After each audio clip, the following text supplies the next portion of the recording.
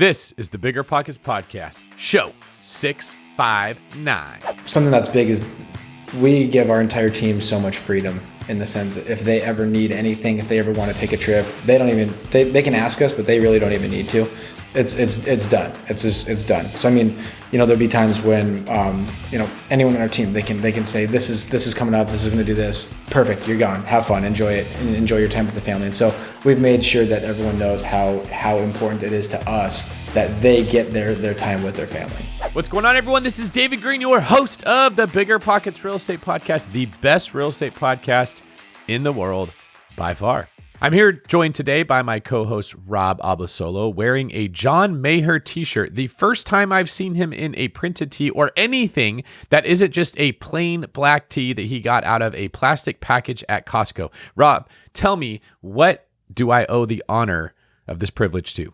Okay. I'll give you the truth here. All right. So look, I used to be a big graphic tee guy, and then people on the channel would be like, "Where'd you get your shirts?" And then I watched this video that was like, why I wore the same shirt for the last 2 years. And I was like, man, that's a great concept. I'm going to wear a black pocket tee every single day. And then I moved to Houston, and everything is hot, and literally all my black pocket tees are like drenched in the laundry basket right now because I've been filming content outside. So, part of it is it's laundry day, but also I think it's time to bring back the pocket tees. I think I'm going to start reintroducing that in the wild here. So you're doing that thing where you try really hard to look like you're not trying hard by wearing black pocket tees. That's right. It was a game for a long time because I was really trying to find the best black pocket tee. So it wasn't from Costco. I went to some pretty niche online stores to find them, and I think I did. And also I had a kid, and I'll tell you what, black pocket tee while having a kid who's always spitting up was just a really bad idea. So I lost a lot of good shirts due to my son Rook, but that's all right. I'm rebuilding still. Well, on the topic of games, that's a great segue into today's show. Rob and I are going to be interviewing Luke Rotvold, a wholesaler, cold caller, and real estate investor who is crushing it in the Phoenix area. Luke's got a great system of getting properties under contract, wholesaling, or flipping them, and then taking those profits and then putting them into multifamily real estate where he is building up his cash flow. Kind of a cool little system of moving money along a conveyor belt, amplifying it every step. And part of the success to Luke's system is turning boring, menial, and routine tasks into something fun by using games. He's known online for getting people under contract and speaking with leads online in his wholesaling business while playing Madden. And he's taken those principles and applied them to his company where he keeps his team members engaged and motivated by turning things into a game. I thought this was fascinating, really smart, and a way to try to take work and make it fun. Rob, what were some of your favorite parts of today's show? It's always interesting to find out people's systems, right? And his system here, the gamifying everything, is really cool. And you could think, oh, well, that may not work for everybody. But when you actually look at his business, he told us he was doing 75 flips a year and about 110 deals a year in total. And I think that's really impressive. So it's really fun to dive into the psychology of this and basically how to make every little aspect that could be looked at as a menial thing fun and challenging in a good way. So I think we'll learn a lot about the way you can set a culture in your company too, and how to make that somewhat of its own game as well. Absolutely. This is a really fun show. So I would recommend everybody who's listening to this one to just share it with somebody else, because this is one of those things that makes people think, hey, real estate investing actually can be kind of cool. It can be kind of fun. It's not just a grind. And it's not just this crazy scatterbrain, just run around and do a million things. There actually is some intentionality that you need to embrace to make some progress. And we talk a lot about progress in this show and how important that is to the human experience to stay motivated. Before we bring in Luke, today's quick tip is look for ways to gamify your own life. Are you trying to get in better shape? Are you trying to build your cash flow? Are you trying to build your net worth? What are your goals? Are you trying to build a team? Find these principles that would work for you, that motivate you, and apply them to business. I'm a firm believer that business does not have to be different than your personal life. What works for you in your personal life will usually work for you in business. So look for a way to bring those two things together. And speaking about having fun, go to BiggerPockets.com/events and get your tickets to BPCon 22. It's going to be in San Diego, one of the nicest areas that I've ever been to, and it's going to be a blast. Rob's going to be there, and he might even be wearing one of his black pocket tees. It's almost guaranteed. And I hear, David, you're going to be giving the keynote there. So a real special treat for anyone that's joining. I think we're not sold out yet, but I think by pretty soon it'll be sold out. So you'll definitely want to grab your tickets. Again, that's biggerpockets.com/events. And you just got Rob's Garen Black Pocket Tee. All right, without any more ado, let's bring in Luke. Luke Rotvold, welcome to the Bigger Pockets podcast. Thank you for having me. I'm stoked to be here. Yeah, we're excited to get to know you. So tell me, what does your portfolio look like right now? Oh boy, right now we're pretty much going heavily into multifamily and Airbnbs. So I know a lot of people that do like, strictly just single family, and just because it's obviously easy and it's safe. If we go single family, the only option that we will even think about with it is going to be an Airbnb. And then everything else is multifamily. So right now we've got a 10 unit being built in Sedona. We're going to do 10. That one's actually kind of crazy. We're going to do 10 Airbnbs with that one. So that's going to be a pretty wild project. But we've got, let's see, we're at 39 units. So 39 doors right now. 10 being built in Sedona. And then we've got a 32 unit new build that's being built downtown Prescott, which is just a couple hours north of the Phoenix area as well. Okay. And what about your business? Business-wise, we're on pace this year to do 75 flips. So 75 flips this year. And we should do right around 110 deals is kind of what we're on pace for this year. Okay, that's pretty impressive. So let's hear about how you got started. Like, how did you get into your first deal? What brought you into real estate? Yeah, so really, I started cold calling. I joined a team. And so that's kind of how some people have heard about a little bit about my story is I started cold calling, an hour, 2 hours a day. And then obviously it's one of those things where cold calling is monotonous. It gets old, it gets boring. So I started implementing playing Madden while I started cold calling.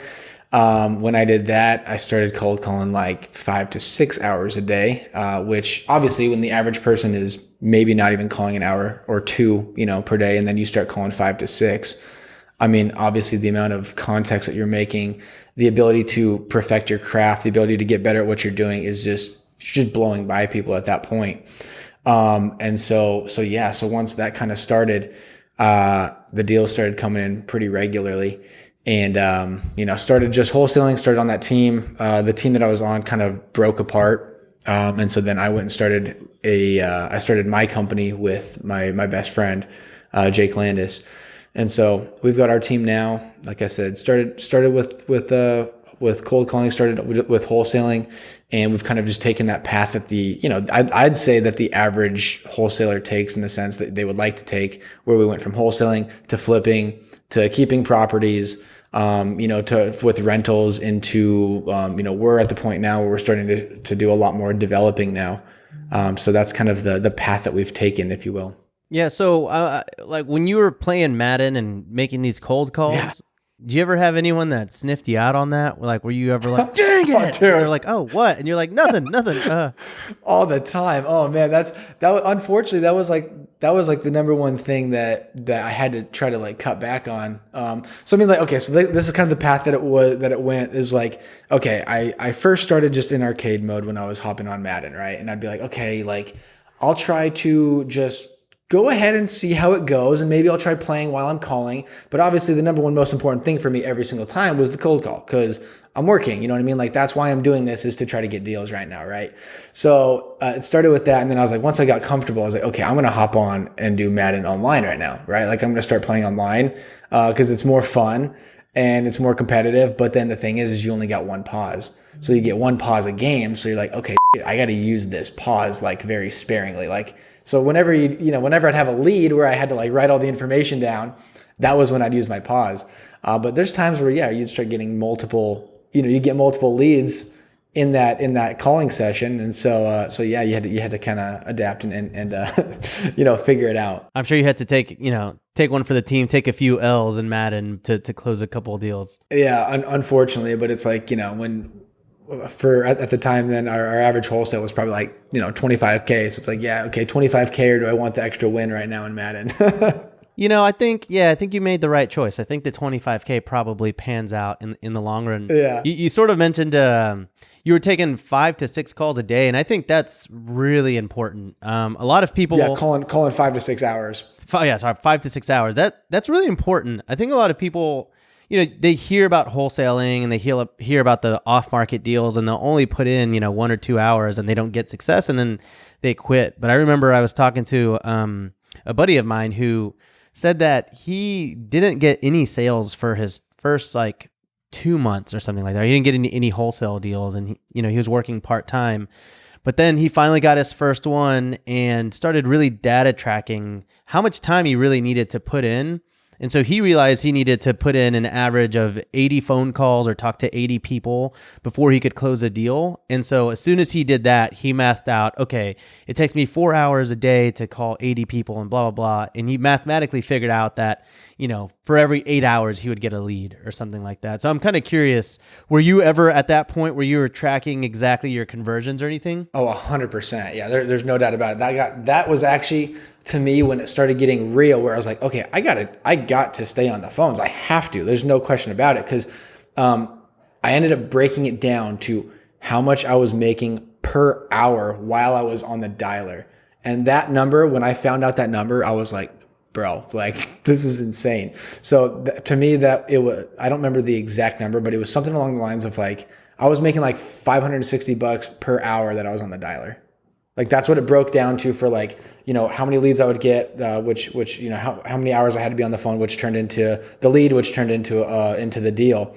And obviously that was the number for me. I was making $560 an hour for every single hour that I was, actively on the dialer playing Madden. Wow. $500 an hour. That's let's see, a full-time salary on that, I think comes out to $1.1 million or something like that. So that's a pretty motivating number to chase. Yes, exactly. So, that was when it really all switched for me. So what was the moment that you started closing enough deals to where I imagine at some point you were playing Madden, you were closing, and then you got so good at this that you're like, okay, it's time to take this to the next level. And just hit pause from the start. So what was that transition like when things really started to heat up? I'd say that it kind of got to that point where it was okay, now, once you start closing some wholesale deals, you start having some money, right? And so obviously the thing is that when most people are starting wholesaling, they don't have any money. So it's cold calling is a good way to start because it is a low barrier of entry. It's fairly inexpensive versus, say a PPC or versus, direct mail. Everyone knows if you're getting started in wholesaling and you go the direct mail route and you have a couple goes at it and they all end up empty, that can sink you. That could literally sink you right off the bat. So cold calling is kind of nice in that sense where it is, a little bit less expensive. But once we were able to kind of basically start stacking some cash, then it was okay, you know what? Now we can start kind of building a team, right? Because we can afford to start paying some people on the team. And so that was really the main time was I don't know if I would necessarily put a dollar amount on it. But that was when we started building the team. That was also when we started kind of looking into flipping. Yeah, man. So I know that you kind of have a few, given the background, I think this led to you creating some gamification strategies, right? For you and your team. Can you walk us through a few of those and how those shaped your business? Yeah. Well, personally, this is, in my opinion, if you're building a business, if you're starting a business out, I think the smartest thing that you can possibly do, the absolute smartest thing that you can do is 100% be yourself and build your business around you and around what you love and around what you're passionate about. Cause for instance, you can see behind me right now, I'm a child. I'm 32 years old, but I'm a kid. I've got, all my sports cars behind me. I've got Legos. I've got a pirate set of Legos behind me. I think that, what we were able to do is we were able to kind of build, this business around the things that we love. We love, my business partner, Jake, and myself, we love sports. The things that we post online and everything with our company, it's about we play golf in the office all the time. We've got this chipping mat set up. We have Sports Center on all the time. That's on 24/7 when we're in the office. We've got a beer tap with kegs over in the corner over here. So we've got a cooler with all kinds of drinks in it and stuff. So I think that people need to realize that if you build your business around you, there are hundreds of thousands of people out there that have the same, likes as you, right? They have the same mindset. They have the same things that they enjoy that you do. And so it's like, you're going to attract these people. There's no doubt about it. And so I think that so many people they put themselves in like a box of like, well, this is how business is supposed to be. This is how wholesaling is supposed to be. This is how real estate is supposed to be. Again, like we wear t-shirts and tank tops and board shorts in here every day. Like we could give two shits about what people wear, what we wear in the office. Like we're not like a super just, I don't want to say we're not professional, but I mean, again, we just run things a little bit differently. So, I mean, I think that we've been able to attract a lot of people that have the same, likes and the same similarities as us. I mean, everyone that's on our team now, we all play golf. We all watch ESPN. We get along. We've built such like a great bond and such like a great team atmosphere. And it's because we've attracted these people from the things that we've posted, because we're just being ourselves. We're not trying to be something that we're not. We're not trying to be anything that we don't like. Everything in our office right now was like handcrafted by us, and it's 100% us. So I think that that's huge, and I don't think enough people do that. Yeah, I mean, it sounds like what it boils down to is building that office culture that is sort of very vibrant within the culture. Right? Like you want everyone to feel like it's an authentic place to come to work. Oh, for sure, absolutely. And I mean that's the thing. Like I don't know what the percentage is, but I'd say most people still in general don't enjoy going to work. When it's like, most of the days that I come in here, my guys are in here early. Like they're in here. We don't ask them to be in here early, but they're in here early because they love it. They love coming to work. They love having our chipping challenges, and it makes work fun. You don't even feel like you don't even feel like you're going to work. It's just, and again, everyone's still working, everyone's still making money, and everyone's pounding the phones. But again, we make games out of it, right? Like we do certain things where it's like, okay, hey, we've made it a real like team aspect where, one of the big things that we did as well is that when we set goals at the beginning of the year, and like we set goals quarterly as well, but we set team goals. Like we set personal goals for like, maybe things that, whatever, I want to lose 10 pounds this quarter, right? Or whatever. Like we take like real life goals that are going to be every single day type things. But then we also have the team goals. And so we think that's extremely important, because then when people close deals on our team, it's not there's no animosity. We had built that the wrong way in the past, and we learned from that mistake. When we were first getting going, years ago, we had built the team out where it was kind of, in a sense, eat what you kill, every man for themselves. And biggest mistake we ever made. No question about it. Like if you have a team that's set up that way, I don't recommend it one bit. There began being, animosity between team members and stuff like that. And so now that we just have it all team related, when people close deals, everyone gets stoked. Everyone gets jacked up when we take shots, when we close a deal. And so it's like, we set these awesome goals where we're going to go on a trip at the end of the quarter if we hit this number, right? We have fat bonuses at the end of the year if we hit the overall number for the year. So it's like, we've really been able to make it like a team aspect type thing where everyone gets excited when everyone succeeds. Yeah, I'd actually like to dig into that aspect a little bit, because I really like sort of a rev share model in a sense, but that's not exactly what you're necessarily suggesting, right? It's not like, one deal is closed, everyone gets a little piece of it. It's more, if everyone's closing a certain amount and then the entire office hits that goal, then there's kind of a bonus that's dispersed from there. Can you walk us a little bit through those mechanics? Yeah, no, exactly. So exactly like you just said, everyone basically has a certain number that they're supposed to be hitting every month, right? So obviously that number comes down at the end of the year. Does everyone hit their number? Awesome. If everyone hits their number, then that's great. And then if our company as a whole hits the number that we set out for, we have insane bonuses that we did. It's not necessarily rev sharing, but we just threw out a really high number that everyone's going to get.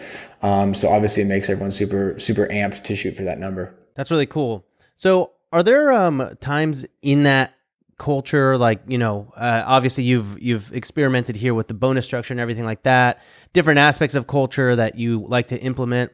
Are there times where you can kind of point to where it's like it wasn't working, or ways that you can identify when certain cultural things aren't necessarily a fit? Yeah, no doubt about it. And again, I think that so we've been in business for 7 years now, So really, trust me, I'm not trying to sit here and say we have it all figured out, but I mean, like the last year has really been like a game changer for once we kind of like restructured how everything worked. The previous years were, they were still good, but the beginning years we made the most mistakes. I mean, as most people do, because you're just getting your business going and you're learning from your mistakes. But yeah, I mean, when it was kind of eat what you kill, every man for themselves. Like I said, there was a lot of animosity built up between people. When someone would get a deal, it'd be like, oh, hey, they're getting better leads than I am, aren't they? Like, well, you told him to call in this list and I'm calling in this list, and how come this is happening? And so it just got kind of negative. And then when that started, I don't know if you want me to go down the road of not fun stories, but again, these are learning experiences. But I mean, yeah, we had a guy that was on our team, and he was kind of a cancer to the team. Every time we brought in new people, he would come to us and be like, hey, I don't like this guy. I don't like this guy. I don't like this guy, for whatever reason it was. Right. And so he ended up, we should have caught that early. We should have caught it early on that the guy was he was the problem every single time we brought in new people.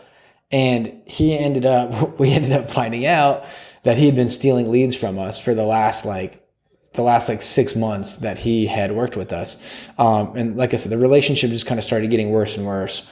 But then one day we came in and all this stuff was moved out. And he's like, hey, I'm going to start working from home. And we're like, what? You're not going to work from home? And he's like, no, I'm working from home from here on out. And so we ended up finding out that he had been actually closing deals and using another company in our market to close them.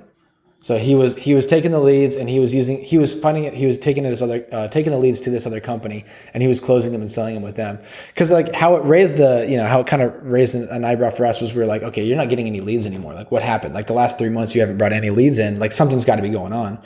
And then, like I said, shortly after he said he was going to start working from home. And then we ended up finding out that the leads that we had been working, he had just been taking them and closing them. In our industry, especially, I think we are more prone to that kind of behavior than in a W-2 world. We tend to draw the people who have this dream. They want more money. They want financial freedom. They want to see what they can do, right? Like it's that personality that is pulled to real estate. It's typically not an accountant, CPA type person who's like, I really want to be in the chaos of real estate investing. Right. So I've noticed this with real estate salespeople to a smaller degree with mortgage loan officers, not quite as much, but definitely with like the investor, the flipper, the person that's willing to cold call all day long that wants it really bad.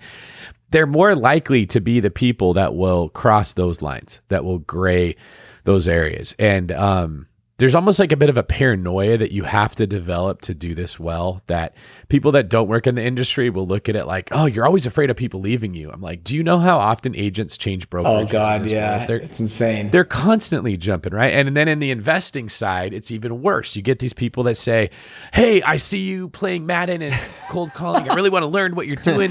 Can I come work with you? Yep. And their goal is, as soon as I get this down, I'm leaving this guy out of and here, I'm going somewhere else. Yes, absolutely. But they don't just want an opportunity. They want your time, your training, your attention, your emotional commitment. You get to know these people. You feel like you're friends. It could even be like family. Like you're sitting out there with these guys right outside your window. You guys are going to war together. It's going to build this bond, and it stings when one of them leaves, especially if they leave to betray you. So first off, I just wanted you to talk a little bit about this reality that doesn't get brought up sort of in the Disneyland real estate investing persona that gets put out there, because it's actually a little more cutthroat than I think a lot of people can realize. And then what you've done in your company to try to avoid that, whether it's looking for traits in people that you avoid or creating an incentive structure so that's less likely to keep happening. No, for sure. And so, I mean, exactly like you said, we once we did kind of shift that mindset of like, okay, we're bringing people on, but exactly like what you said, they're gathering information from you and then they're out, right? Like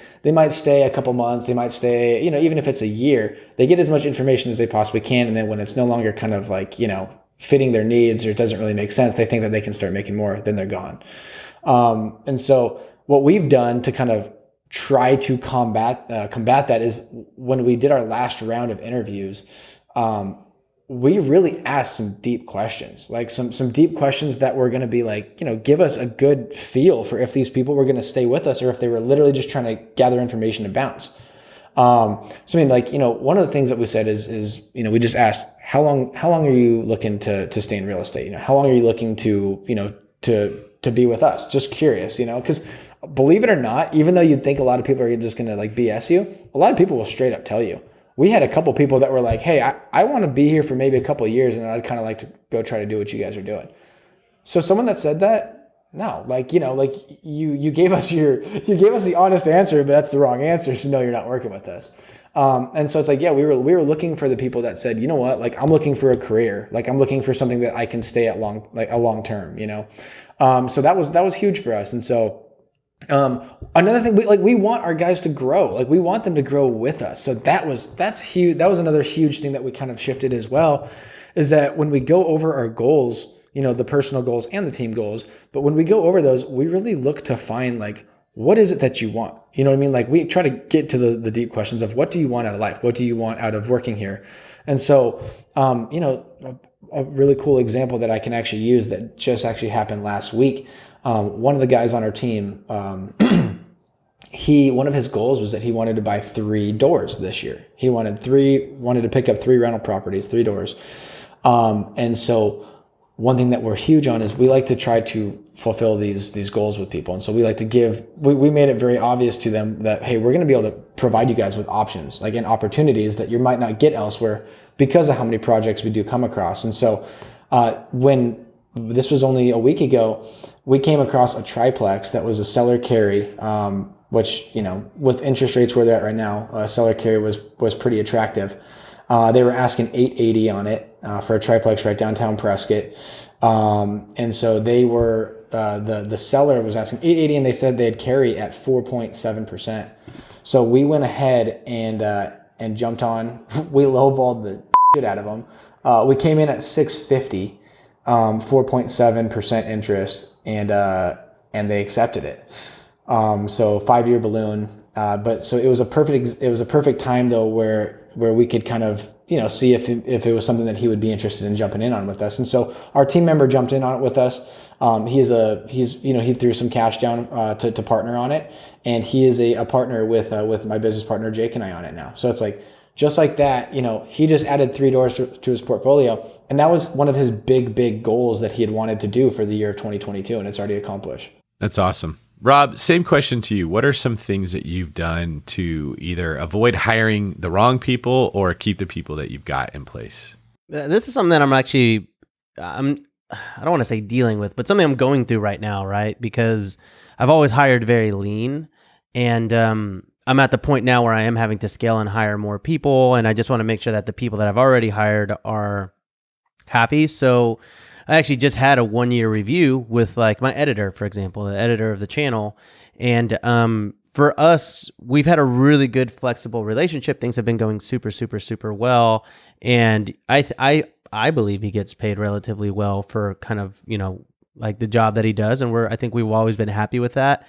But I did want him to have skin in the game, because I always feel like having skin in the game is truly where the incentive comes to light, right? And so, when we had our 1-year talk about a week ago, actually it wasn't really that long ago, and I said, look, I could give you a raise if that's what you want, but what I would prefer is we'll keep your salary the same, but I'm going to give you a percentage of the ad revenue, of the channel. But what I want though with this is you now have a stake in this channel, in the success of it. Right? So if the YouTube channel goes viral, you're super happy. If it's tanking, I want you to be bummed about it with me, right? And so this is something I've figured out, because I think just doing pure skin in the game has not worked in the past for some people that I've, consulted with on this.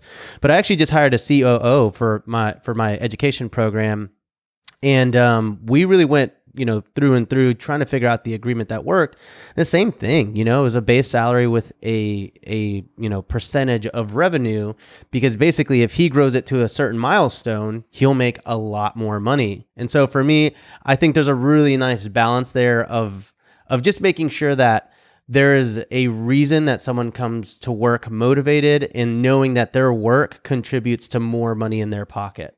For me, long story short is I've noticed that I do better hiring administrators than salespeople. So like most of the problems that come in my business would be a salesperson that comes in and we want them to work a system and be structured and follow a path. and they're a crazy squirrel that wants to run all over the place.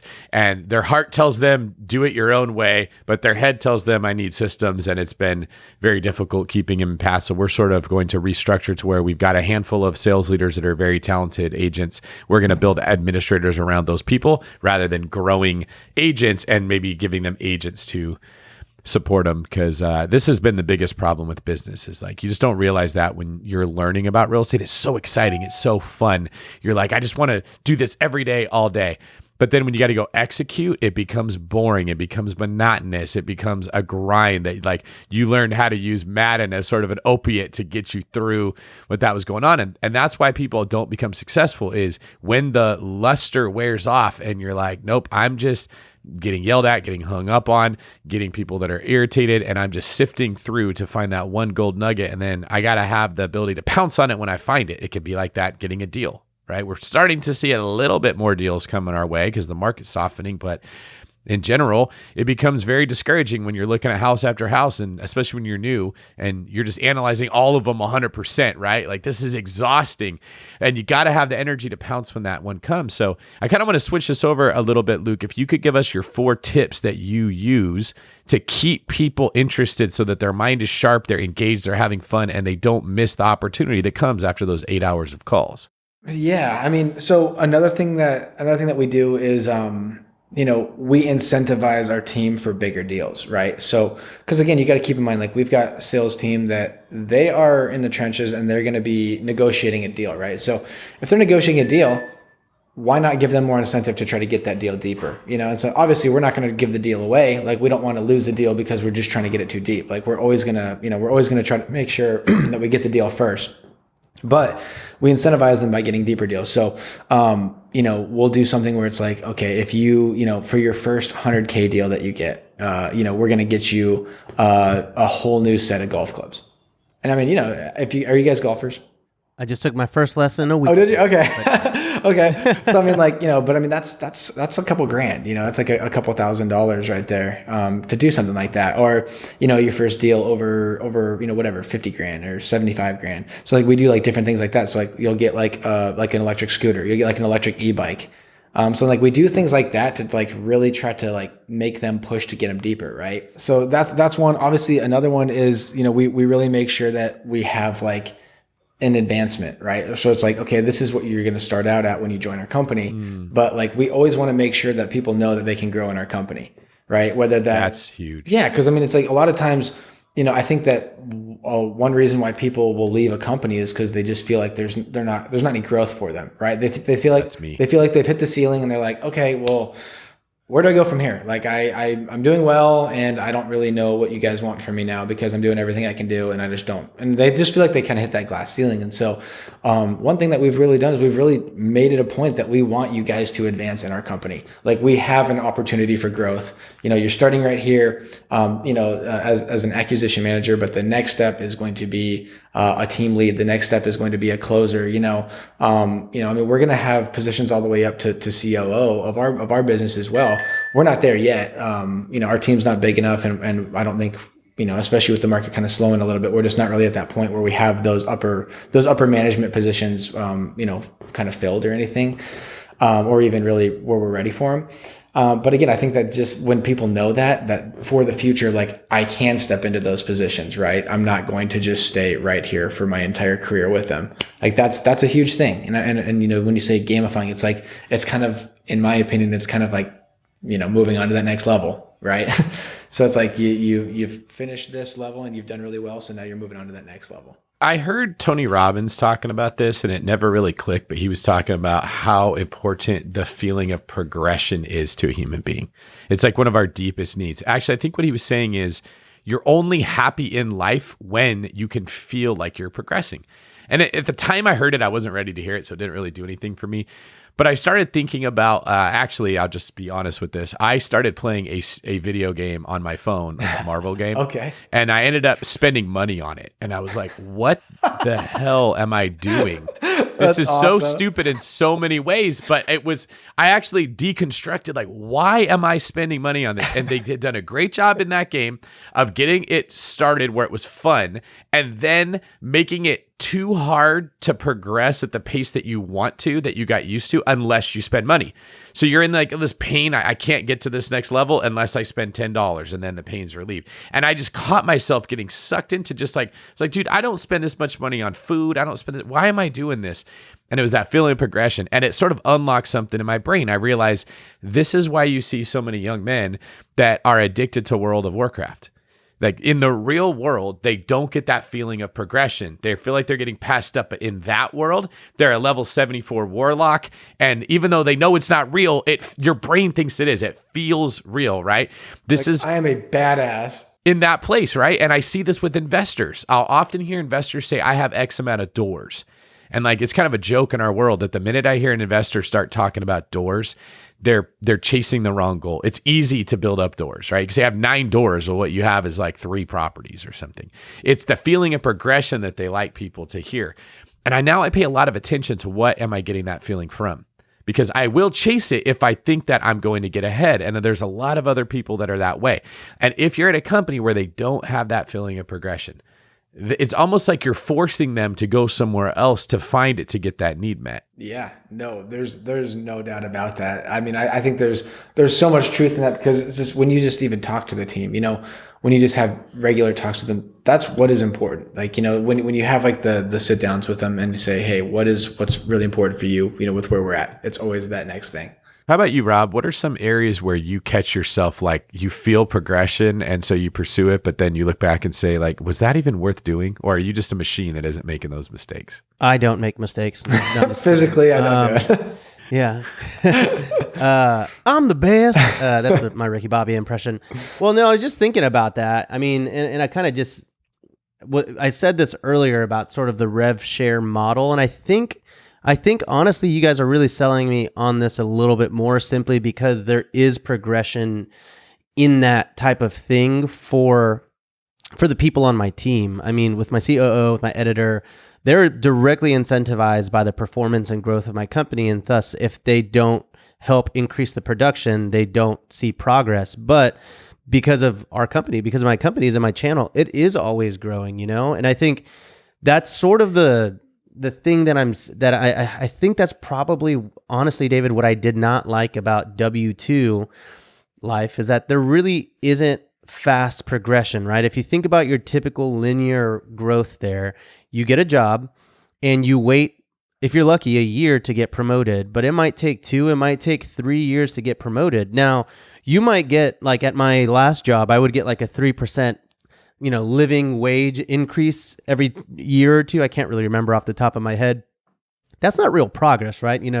It's not nothing, but on my salary, it was like, a couple $1,000, for example, which after taxes and everything was like, well, an extra $50, $100 per paycheck. Inflation. And that's not real progress. Right. Exactly. That's exactly right. It wasn't even keeping up with inflation. But when you think about leaving one job to go to the next job, right? Like your salary jump can be very sizable. You can go from making $50,000 to $75,000 if you play your cards right, or maybe $80,000. I mean, there are jobs that I was able to jump, like when I moved from Kansas City to Los Angeles, I was able to double my salary, and that's where I felt real progress. But once I was sort of locked into the W-2, there is no progress for 1, 2, or 3 years. And I think that the way you described that is exactly what my gripe was with my full-time life, was that I just never felt like I was really seeing progress, because I was like, oh, well, my employer doesn't see enough progress to give me a raise or give me a promotion.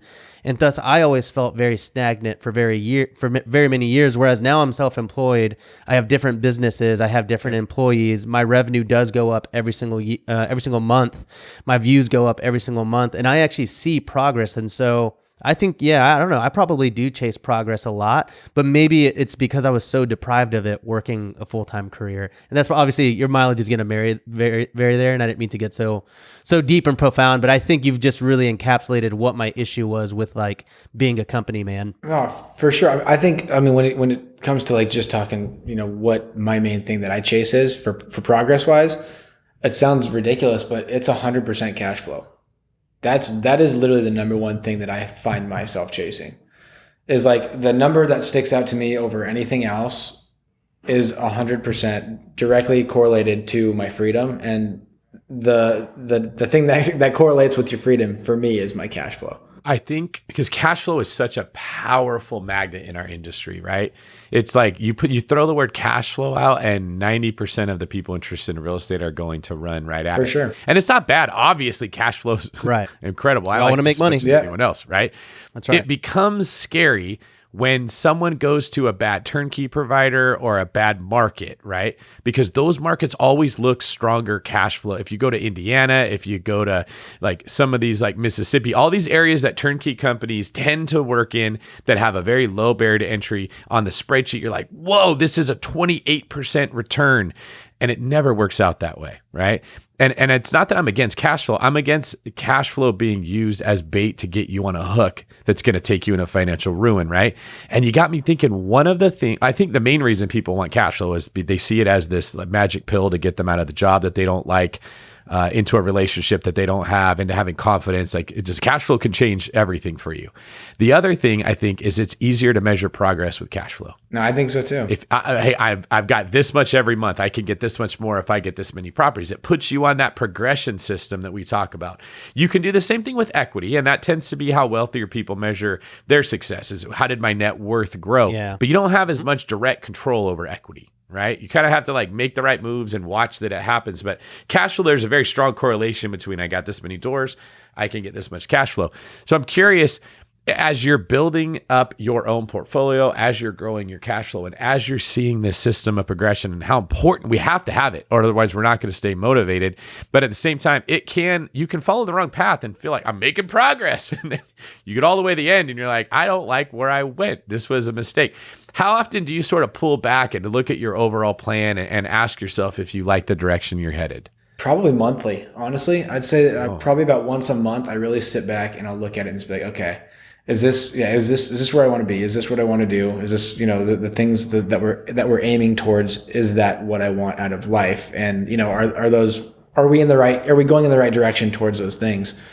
So, I mean, again, like you said, cash, whether it's right or wrong, measuring it in cash flow, when I take a look at that, it just, I kind of put it in words of like, this is with this, whatever this number is going to grow to, looking at it regularly, this kind of lets me know where I'm at on paper in the sense of, okay, in a recession, right? Not saying we're in one, but I'm just saying if things do come crashing down, this is what I can still kind of hang my hat on, that this is where I'm at, where I don't necessarily have to worry too much if the world explodes and your business falls apart. I mean, you know what I mean? Obviously, there's not things that you want to happen. They're not things that you expect to happen, but they're things that can still come through your mind where it's like, okay, if everything does fall apart, where are you at? Where are you sitting cash flow wise? Because this is what allows you to still, survive. This is what's going to allow you to be like, hey, you know what? No matter how bad it gets, this is where I'm at. And I can still go do this. I can still do this, and I can still have this type of a lifestyle based on that number. And so that's why I try to stay on top of that number regularly, because it's, with the shifting market right now, it's nice to know. It's nice to know what that number is. That's interesting, because I would have imagined that I don't know. I mean, yes, I agree with a lot of that, because I mean, that is, I guess I would think of it this way. Like your cash flow is your daily tracker. That's what you're looking at, right? That's what's on the scoreboard. Right. But you got to look at the season, right? Like what the season, like where you net out. And that's where I look at net worth, which again, net worth isn't something that I'm really looking at and saying like, great, boom, box checked. But that is the ultimate for me, the tracker of like the overall success, because cash flow can change. You can sell a property. There are a lot of times where I've had a great Airbnb, that lease might have ended, or I might have sold it or whatever. And I'm like, dang, that just took off $7,000 of my cash flow.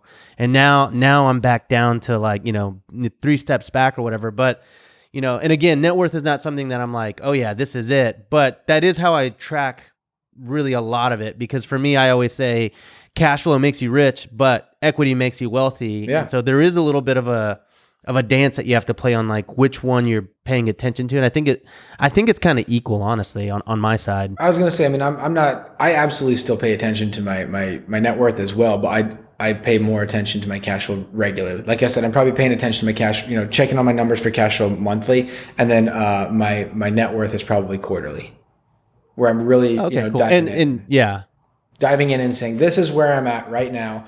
How am I going to grow this number right now?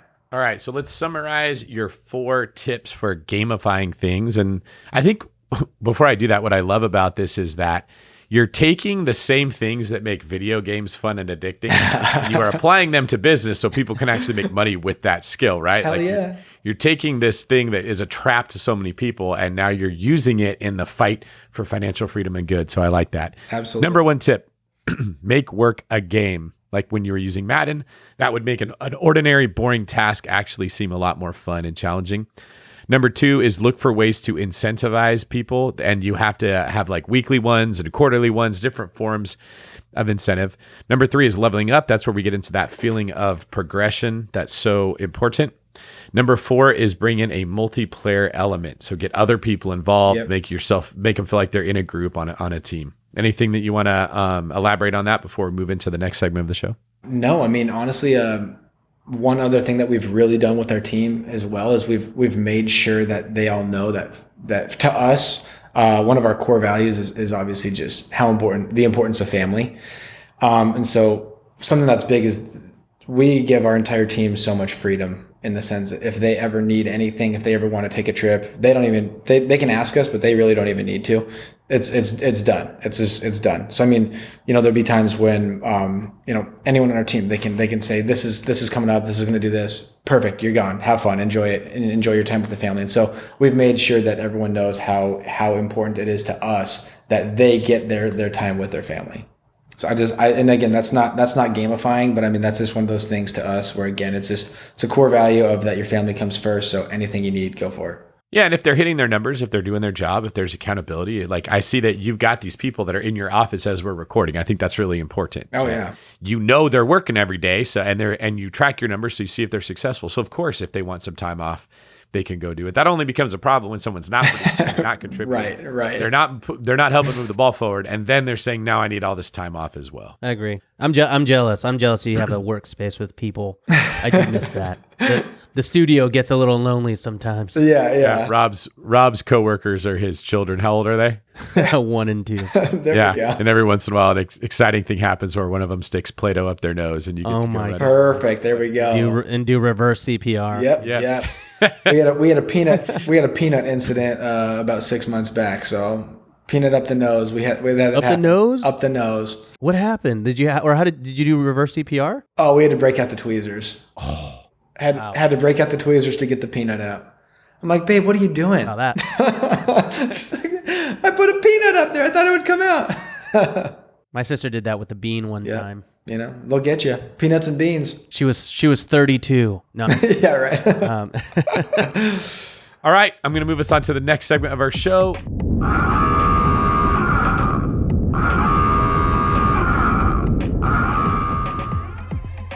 In this segment of the show, we are going to ask you details about a particular deal that you've done. Luke, do you have one in mind? We've got one flip that we just did. The first question is, what kind of property is it? Was it a single family home? Okay, so it's a single family home, but it has a guest house. 5 minutes from downtown Prescott. So it's in a really, really sought after area. And so it is on 1.2 acres. And again, it's just, you don't typically find many houses with guest houses in this area. House is 2,400 square feet. Guest house is 600 square feet, completely separate. And how did you find it? This was a cold call. And you mentioned the price. How much did you pay for it? Bought it for $480,000. And how did you negotiate that price? So the guy wanted $550. He was going to list it on the market for $550. So obviously we broke down all the numbers for him. Just let him know that, by the time you actually list it and after all the numbers come out, it needed everything. It was really rough. So I mean, after an inspection and everything, we're like, hey, there's a good chance you're not even going to walk with, you're not even going to walk with 500. So kind of went back and forth there. We got him down to 480 on the deal. All right. How did you fund this deal? This one, we did a hard money loan. And we did a hard money loan for the construction on it as well. And then the construction ended up getting a little out of hand on us. So we actually had to bring in a gap funder. We didn't have to, but we brought in a gap funder for the extra construction loan. And what did you do with it? Was it a flip, rental, burr? It was a flip. So yeah, so we ended up putting $260,000 into the flip. All right. And what was this outcome? So we just listed it last week, which again, in this market right now is a little bit scary just because, we talked about it a little bit before, but the numbers have come down. There's no doubt about it, from where they were, versus 6 to 8 weeks ago. So obviously that's something that was kind of scaring us, as we were getting closer to getting this thing listed. We're just watching the market, watching interest rates going up. We're like, okay, we'll just have to see how this goes. But we're pretty confident in our product that we put out. We do some pretty, we put some money into our projects, and we got a pretty good design in our opinion. So we listed the property for 1.1 mil last week, and we got a full price cash offer 3 days in. Wow, that's awesome, man. What lessons did you learn from the deal? This was it was a little bit scarier deal because it took a while because we gutted the entire thing. I mean, it was rough. It was really rough. But what I learned, man, we trusted our intuition that this was going to be just because of what it was. It's a really cool house. It's kind of old, unique. It's got a lot of history behind it. It had a guest house. It was on a big lot. So it had these things that you don't find in this area. And so we're like, God, I think we should be able to push this thing. And obviously the market just continued to climb over the past year that we've owned this property. So, I mean, really the thing I learned, I'd say, is that we trusted our intuition that this was going to be a banger. And it was. So we just got through the inspection, and they didn't ask for very much. So sounds like things are moving forward. And they waived an appraisal, which was awesome. All right. On this deal, who was the hero involved? I'm going to say it was our lender. Our lender just kept giving us funds, and he was like, hey, because I think we'd originally said that our rehab was going to be I think we said it was going to be 120. And then once we kind of started getting into it more, you've had those projects where you're like, oh, damn, once we're opening this thing up, we're going to really get into this. So he trusted us the whole way through. We do a stupid amount of deals with him. So I'm happy that he trusted us. But he just kept cutting the checks left and right. So it was nice. That's nice. Yeah. So find yourself a lender that'll do that. Yeah, exactly. I think it's super important, in my opinion, to have a lender that, if you want to get to that next level, you got to have a lender that you can just trust and they trust you, that you can feed off of. Because, I mean, if you don't have that, it's going to be tough. And if you want to be like Luke and get the same results, remember, BiggerPockets can help you do so. There are tons of resources and people waiting to be your hero on the site. Just go to BiggerPockets.com, look for the nav bar, click on tools or resources, and there is plenty there that will help you do the same thing. All right, Luke, we're going to move on to the last segment of the show. It is the world famous for.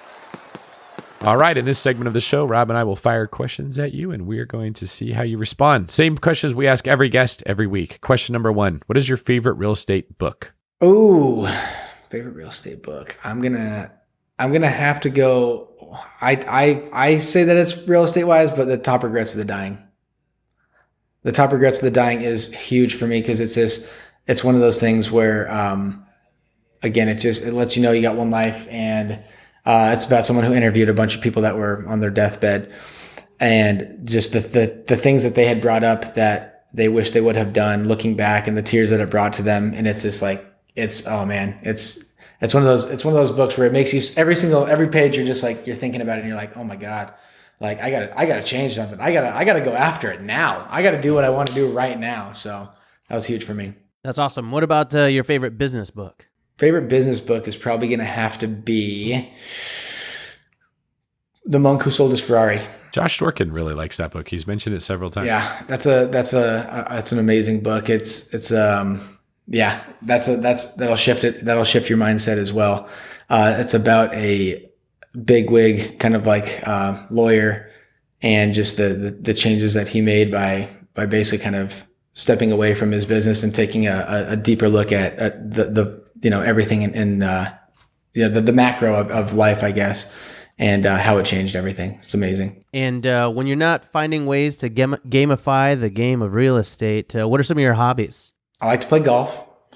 I like to spend time with the family. We've got a boat, so we're on a little lake in our neighborhood here. So we'll take the boat out, take the kids and the dog. So that's a lot of fun. in Arizona. I know it sounds really weird. Most people are like, there's not lakes in Arizona, right? But so that's fun. Golf. I enjoy playing basketball. So like I said, I love sports. Awesome. In your opinion, what sets apart successful investors from those who give up, fail, or never get started? Consistency, man. Like that's been, if you've heard that question when people ask like, what's your superpower? Like consistency. If you have the ability to just stick with it, even when things aren't going well, just pound the phone, whether it's the phones or whatever it is, pound the pavement and just continue to work. Like there's so many people, like you said, that when things get tough, they quit, right? They're just like, you know what, this isn't for me. I'll do something else. That's not pivoting. Like if you're completely getting out of that industry, you're quitting. And so we have been able to stay extremely consistent in the things that have worked for us. And then once they maybe start to not work as well, we have done a very, very good job of pivoting.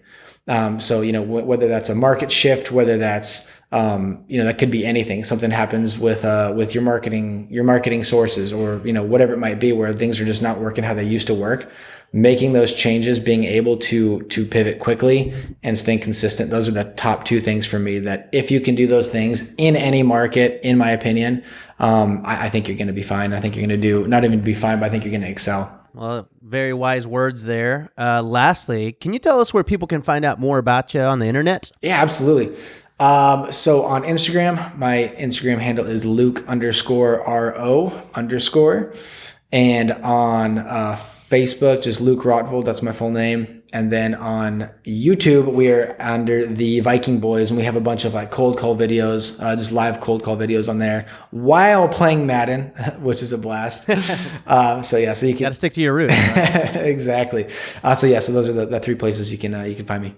Awesome. What about you, David? You can find me at David Green 24. There's a whole lot of imposters, so be careful that you look exactly for the right spelling, especially if you see me follow you. Nothing personal, but I'm probably not likely to be following someone that I haven't been interacting with before. So there's a lot of people getting taken advantage of. And then you can check out my YouTube channel at David Green Real Estate.